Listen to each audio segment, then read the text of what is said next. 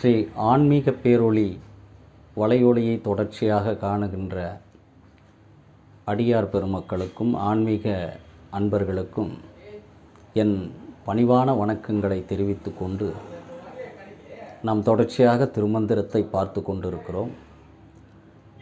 திருமந்திரம் எதனால் உயர்வு பெற்றது என்பதற்கு ஒரு சான்றாக தமிழ் மூதாட்டி ஔவையார் நல்வழி என்ற நூலிலே ஒரு பாடலை பாடியிருக்கிறார்.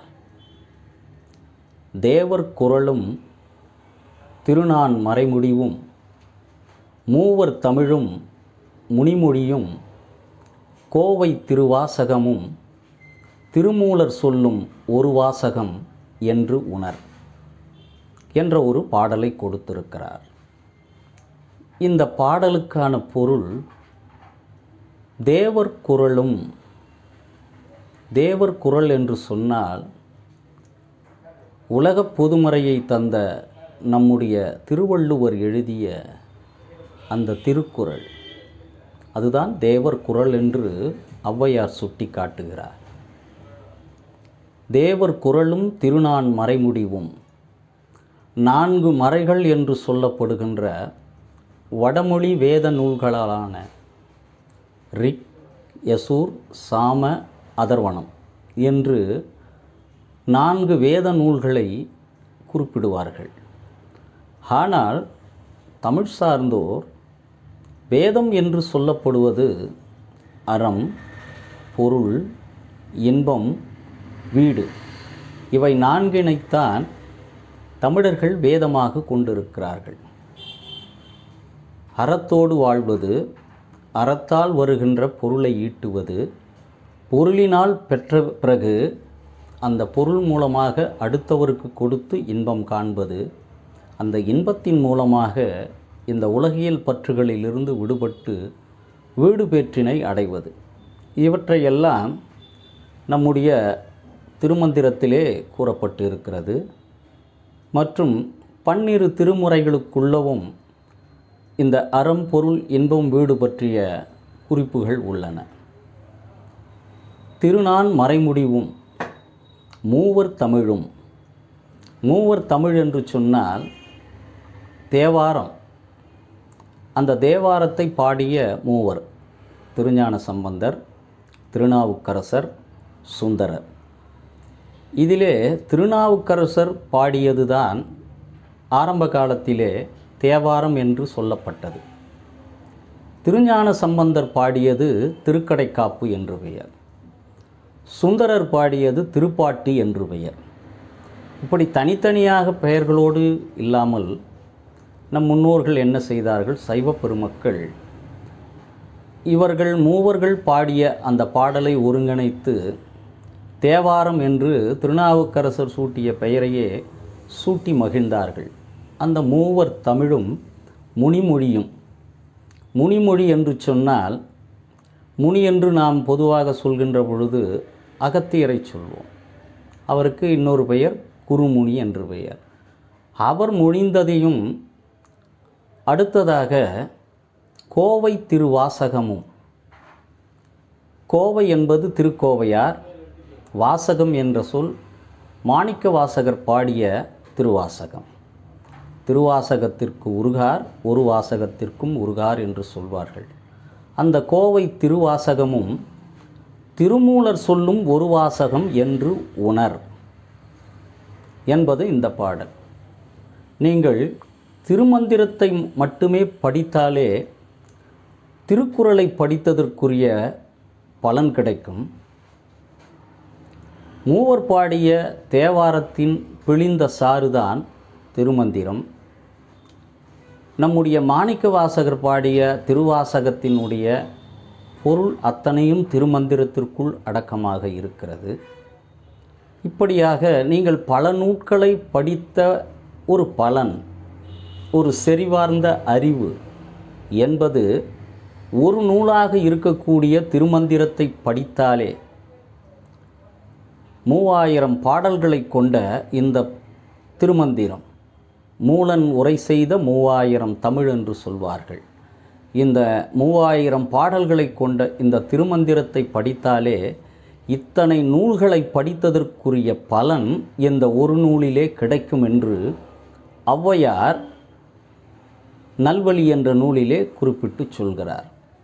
அந்த அளவிற்கு உயர்ந்த கருத்து செறிவு நிறைந்த ஒரு காலப்பெட்டகமாக இறந்த காலத்திற்கு மட்டுமல்ல, நிகழ்காலத்திற்கு மட்டுமல்ல, எதிர்காலத்திற்கும் வருகின்ற அத்தனை சந்ததிகளுக்கும் இந்த வாழ்வியல் முறையை சொல்லிக் கொடுப்பது நம் திருமந்திரம். அந்த திருமந்திரத்தை படித்தோமானால் நாம் இந்த வாழ்விலே என்னென்ன காரியங்கள் செய்ய வேண்டும், எந்த வழியிலே நாம் வாழ வேண்டும் என்பதை திருமந்திரம் நமக்கு சுட்டி காட்டுகிறது. இன்றைக்கு நாம் ஒரு திருமந்திர பாடல், 2 பாடல்களை பார்ப்போம். முதல் பாடல், சிவனோடு ஒக்கும் தெய்வம் தேடினும் இல்லை, அவனோடு ஒப்பார் இங்கு யாவரும் இல்லை. சிவனோடு ஒக்கும் தெய்வம் தேடினும் இல்லை, அவனோடு ஒப்பார் இங்கு யாவரும் இல்லை. புவனம் கடந்து அன்று பொன்னொளி மின்னும் தவளச் சடைமுடி தாமரையானே. இதுதான் திருமந்திர பாடல். இதிலே முதல் வரி, சிவனோடு ஒக்கும் தெய்வம் தேடினும் இல்லை. சிவனுக்கு இணையான தெய்வத்தை நீங்கள் உலகிலே எங்கு தேடினாலும் இவ்வளவு எளிய ஒரு இறைவனை நாம் தேடி கண்டுபிடிக்க இயலாது. ஏன் இயலாது என்றால், இதற்கு ஒரு உதாரணம் சொல்கிறேன். திருவாரூரிலே தேவாசிரிய மண்டபத்திலே சிவனடியார்களெல்லாம் ஒன்று கூடி உட்கார்ந்து கொண்டிருக்கிறார்கள். அப்பொழுது அங்கே சுந்தரர் வருகிறார். அங்கே வந்த சுந்தரர் அடியார்களுக்கு வணக்கம் தெரிவிக்காமல் நேரடியாக திருவாரூரிலே இருக்கக்கூடிய தியாகேச பெருமானை வணங்குவதற்காக உள்ளே சென்று விடுகிறார். சென்றவரை பார்த்த ஒரு அடியவர் அங்கே இருந்த விரண்மீண்ட நாயனார், அந்த விரண்மீண்டரை பார்த்து, நாமெல்லாம் இங்கே கூடி சிவனுடைய பெருமைகளை பேசி கொண்டிருக்கிறோம், இந்த சுந்தரர் நமக்கெல்லாம் ஒரு வணக்கம் கூட தெரிவிக்காமல் உள்ளே சென்று இருக்கிறார், அவருக்கு ஏதாவது ஒரு தண்டனை கொடுக்க வேண்டும் அல்லவா, அதை நீங்கள் தான் கொடுக்க வேண்டும் என்று விரல்மீண்டரை பார்த்து சொல்கிறார். விரல்மீண்டர் பிறப்பால் ஒரு கேரளத்தைச் சேர்ந்தவர், இருந்தாலும் அவர் திருவாரூரிலே சிவனுடைய அடியாராக இருக்கக்கூடியவர். அப்படி உள்ளே சென்ற சுந்தரர் அடியவர்களுக்கு வணக்கம் தெரிவிக்காமல் சென்ற காரணத்தினால் அவரை சைவ சமயத்திலிருந்து விலக்குகிறேன் என்று விரல்மீண்டர் சொல்கிறார். உடனே அங்கே இருந்த அந்த அடியவர், சுந்தரர் நமக்கு வணக்கம் தெரிவிக்காமல் உள்ளே சென்று விட்டார், சரி, உள்ளே இருக்கக்கூடிய சிவபெருமானை இவர் வணங்குகிறார், அந்த சிவபெருமானும் அந்த வணக்கத்தை ஏற்றுக்கொள்கிறார், அப்படியானால் சிவபெருமானை என்ன செய்வது என்று கேட்கிறார். வேறு எந்த சமயத்திலும் இப்படி ஒரு கேள்வி கேட்க இயலுமா? ஆனால் இந்த சைவ சமயத்திலே எல்லோரும் கேள்வி கேட்கக்கூடிய அளவிற்கு உரிமை பெற்ற ஒரு சமயம் உலகிலே உண்டென்றால் அது நம்முடைய சைவ சமயம் மட்டும்தான். இப்பொழுது அந்த விரல்மீண்டர் என்ன செய்கிறார், சுந்தரர் நமக்கு வணக்கம் தெரிவிக்காதனால் அவரை சைவ சமயத்திலிருந்து விலக்கி வைக்கிறோம், நாம் விலக்கி வைத்த சுந்தரருடைய வணக்கத்தை சிவபெருமான் ஏற்றுக்கொண்டிருந்தால் அந்த சிவபெருமானையும் நாம் சைவ சமயத்திலிருந்து விலக்கி வைப்போம் என்று உத்தரவிடுகிறார். இந்த அளவிற்கு ஒரு சாதாரண அடியாருக்கே அந்த சமயத்தினுடைய இறைவனையே விலக்கி வைக்கின்ற உரிமை இருக்கிறதென்றால் இவ்வளவு உயர்ந்த சமயம் உலகத்திலே எந்த நாட்டிலும் இருக்க இயலாது. அதுதான் நம்முடைய சைவத்தினுடைய பெருமை. அதனால்தான் சிவனோடு ஒக்கும் தெய்வம் தேடினும் இல்லை. அவன் எப்பொழுதுமே நீங்கள் சிவனை தேட வேண்டுமென்றால், சிவனை வணங்க வேண்டுமென்றால் ஆலயத்திற்குள் சென்றால் அவன் அதிகம் ஆலயத்திலே காண முடியாது. அடியார்கள் எங்கெல்லாம் உட்கார்ந்து நமச்சிவாய மந்திரத்தை ஓதிக்கொண்டிருக்கிறார்களோ, அந்த மந்திரம் எங்கு உச்சரிக்கப்படுகிறதோ அந்த ஒலி இருக்கின்ற இடத்திலே தான் நம்முடைய சிவபெருமான் உட்கார்ந்து அதை ரசித்து கொண்டிருப்பான். ஆலயத்தில் நாம் இறைவனை தேடுவதை விட அடியார்கள் கூட்டத்தில் நாம் தேடினோமானால் சிவபெருமானுடைய அருள் நமக்கு கிடைக்கும். அவனோடு ஒப்பார் இங்கு யாவரும் இல்லை. இவ்வளவு ஒரு எளிமையான ஒரு இறைவனை நாம் வேறு எங்கும் காண முடியாத காரணத்தினால் அவனுக்கு இணையாக தனக்கு ஓமை இல்லாதான் தாழ் சேர்ந்தார் கல்லால் மனக்கவலை மாற்றல் அரிது என்று வள்ளுவ பெருந்தகை சொல்கிறார். அவனுக்கு இணையாக இன்னொருவரை நாம் ஒப்புமை காட்ட முடியாத அளவிற்கு உயர்ந்த இடத்திலே இருக்கக்கூடியவன் யார் என்றால் நம்முடைய சிவபெருமான் ஒருவர்தான். அவனோடு ஒப்பார் இங்கு யாவரும் இல்லை. புவனம் கடந்தன்று பொன்னொளி மின்னும். புவனம் என்று சொன்னால் உலகங்கள். இப்போ நாம் வாழ்கின்ற இந்த பூமி மாத்திரமல்ல, இன்னும் பல உலகங்கள் இருக்கிறது. எத்தனை உலகங்கள் இருந்தாலும் புவனம் கடந்து அன்று பொன்னொளி மின்னும். எல்லா உலகங்களுக்கும் தலைவனாக இருக்கக்கூடியவன் யார் என்றால் நம்முடைய சிவபெருமான். அவன் இருக்கின்ற இடமெல்லாம் பொன்னொளி மின்னக்கூடிய இடமாக இருக்கும். தவணச்சடைமுடி தாமரையானே. அவனுடைய திருவடி என்பது தாமரை போன்று இருக்கும். இன்னொன்று, நாம் பார்க்கின்ற வணங்கக்கூடிய மற்ற தெய்வங்களுக்கெல்லாம் தலையிலே மகுடம் சூட்டப்பட்டு இருக்கும். மகுடம் என்பது ஒரு மன்னனுக்கு மகுடம் சூட்டப்படுகிறது என்றால் பிறகு அவன் காலத்திற்கு பிறகு அவனுடைய மகனுக்கு அது இடமாற்றம் அடையும் அந்த மகுடம். அதே போன்று தெய்வங்களுக்கு இருக்கின்ற மகுடங்கள் எல்லாம் இந்த இறைவனுக்கு இருக்கக்கூடிய மகுடம் பிற்காலத்திலே வேறு ஒருவருக்கு மாற்றப்படலாம். ஆனால் மகுடமே அணியாமல் இருக்கக்கூடிய ஒருவன், எப்பொழுதும் ஆடுகின்ற நிலையிலே இருக்கக்கூடிய அம்பலத்து நடராஜன், அவன் எப்பொழுதுமே சடாமுடியோடு விரிசடை கூத்தனாக இருக்கக்கூடியவன் நம்முடைய சிவபெருமான். என்றைக்குமே அவனுக்கு எந்த மகுடமும் சூட்டப்படுவதில்லை.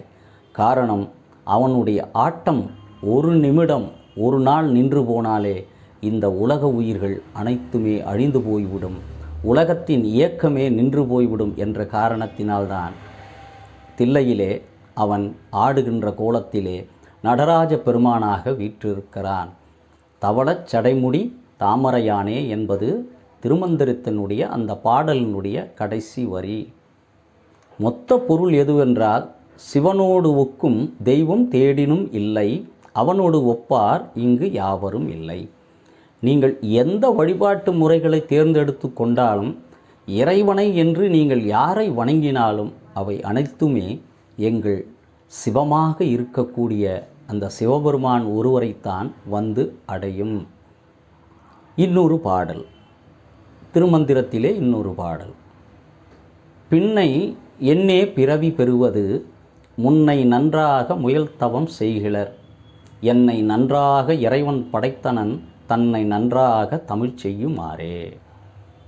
பின்னே நின்று என்னே பிறவி பெறுவது. இந்த மனித வாழ்க்கையிலே பிறவிகள் என்பது தொடர்ச்சியாக நமக்கு வந்து கொண்டிருக்கிறது. அந்த பிறவி என்பது எதனால் வருகிறது? நாம் செய்கிற நல்வினை தீவினை பொறுத்து நமக்கு அடுத்தடுத்த பிறவிகள் நமக்கு கிடைக்கின்றது. பின்னை நின்று என்னே பிறவி பெறுவது, முன்னை நன்றாக முயல்தவம் செய்கில. நீங்கள் சரியான ஒரு வாழ்க்கையை வாழாத காரணத்தினால், முயல் தவம் செய்கில, நீங்கள் சரியான வாழ்க்கையை பின்பற்றாத காரணத்தினால் பல்வேறு பிறவிகளை எடுத்து வருகிறீர்கள். ஆனால் நான் சரியான வாழ்க்கையை வாழ்ந்த காரணத்தினால்தான் இறைவன் என்ன பண்ணான்னு திருமூலர் சொல்கிறார். என்னை நன்றாக இறைவன் படைத்தனன், தன்னை நன்றாக தமிழ் செய்யுமாறே. இந்த பாடலில் மறைந்திருக்கக்கூடிய ஒரு மிகப்பெரிய செய்தி என்னவென்றால், திருமூலர் தன்னை ஒரு தமிழன் என்பதை இந்த பாடல் மூலம் வெளிப்படுத்தி கொள்கிறார். இன்னொன்று, இந்த உலகத்திற்கு தமிழை கொடுக்க வேண்டும், தமிழை வளர்க்க வேண்டும் என்பதற்காகத்தான் இறைவனே என்னை படைத்தான் என்று திருமூலர் சொல்கிறார். இதில் இருக்கக்கூடிய ஒரு சூட்சுமம் என்னவென்றால், நாமெல்லாம் தமிழர்களாக இருப்பதிலே பெருமை கொள்ள வேண்டும். காரணம், தமிழை பேசுகிறோம், ஒரு தமிழனாக பிறந்திருக்கிறோம் என்றால் பல ஆயிரம் பிறவிகளை கடந்து நல்ல தவம் செய்த காரணத்தினால், பாவங்கள் செய்யாமல் புண்ணியங்களை மாத்திரமே செய்த காரணத்தினால் மாத்திரம்தான் ஒருவனுடைய பிறவி என்பது தமிழனாக பிறப்பது. அதனால்தான் திருமூலர் சொல்கிறார், என்னை நன்றாக இறைவன் படைத்தனன், தன்னை நன்றாக தமிழ் செய்யுமாறே. இந்த நிலத்திலே தமிழ் மொழியை விதைக்க வேண்டும், தமிழை வளர்க்க வேண்டும் என்ற ஒரே ஒரு காரணத்திற்காகத்தான் இறைவன் என்னை படைத்து இந்த திருமந்திர நூலை இந்த தமிழ் மக்களுக்காக கொடுக்க வேண்டும் என்று என்னை இந்த நிலத்திற்கு அனுப்பியிருக்கிறார் என்று தன்னை அறிமுகப்படுத்தி கொள்கிறார் திருமூலர். இன்னொரு காணொளியில் இன்னும் சில திருமந்திர பாடல்களோடு உங்களை சந்திக்கிறேன். அதுவரை உங்களிடமிருந்து விடைபெறுகிறேன். நன்றி, வணக்கம்.